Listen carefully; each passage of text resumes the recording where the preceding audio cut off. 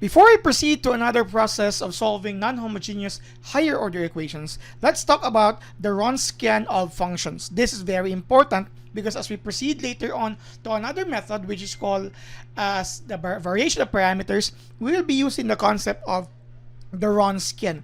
The Wronskian of functions here is basically a determinant of an equivalent matrix following this idea. The number of columns for our matrix would be determined by the number of functions we are involving for our Wronskian. Okay? In short, we have here our matrix would be a with 2 columns, and then the number of rows will be determined by the number of derivatives for each of the function here, which will be included in our matrix. The number of derivatives would be n minus 1. Since we have 2 functions here, that would mean 2 minus 1, we only have first order derivative, and that would mean we have 2 rows, because for our matrix we are going to include here the functions themselves.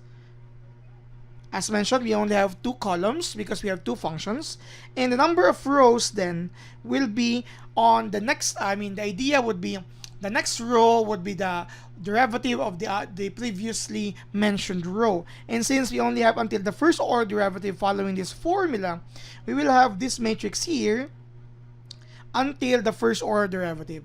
The first order derivative of e to the power of x is just e to the power of x itself.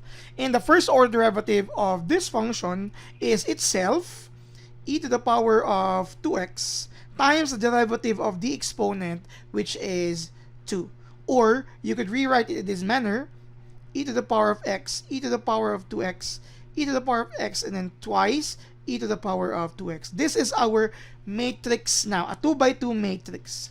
And with this, we can solve for the Wronskian of these 2 functions, talking about the determinant of this given matrix.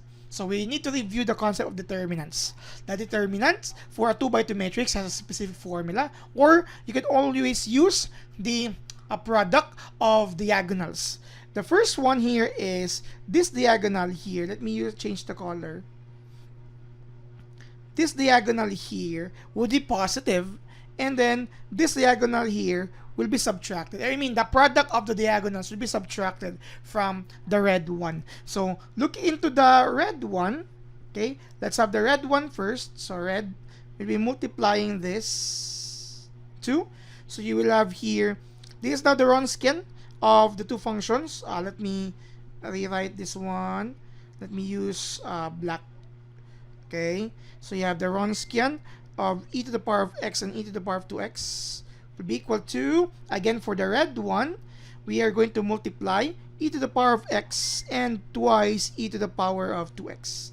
Okay, then for your second diagonal, the blue one, this one here, okay, it should be subtracted from the red one. So minus e to the power of x times e to the power of 2x. Okay, so with that in mind, we can simply simplify them and of course use the laws of exponents. You have twice e to the power of x plus 2x, because you have the same base, minus e to the power of x plus 2x, which will give us a result of twice e to the power of 3x minus e to the power of 3x. With this being a variable, or considering that as a coefficient, 2 minus 1, the Wronskian of the 2 functions e to the power of x and e to the power of 2x is e to the power of 3x. This is now the Wronskian of the 2 functions. And if we are going to proceed later on to the solving of non-homogeneous higher order equations using the variation of parameters where this Wronskian will be involved, we will be using this as part of our solution. Thank you very much for watching.